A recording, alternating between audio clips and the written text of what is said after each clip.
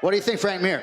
Yeah, I think I'm with everybody else. I'm voting on Jon. I think it's a hard fight for Ciryl to win. If Ciryl was a little taller, I think his speed could pose an issue.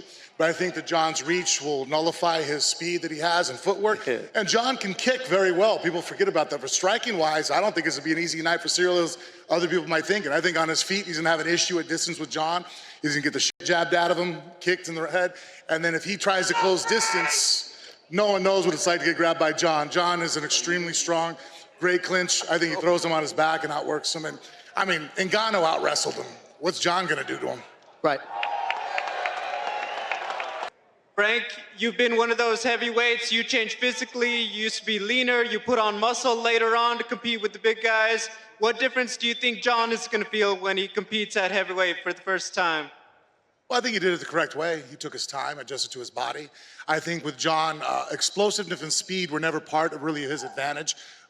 It's his distance, his strength, his timing, his mindset.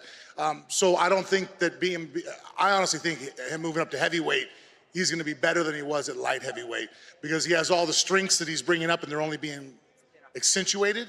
And then his opponents now, I think tall and fast, if you look at Jon, some of the times he had difficulties in fights could be the issue.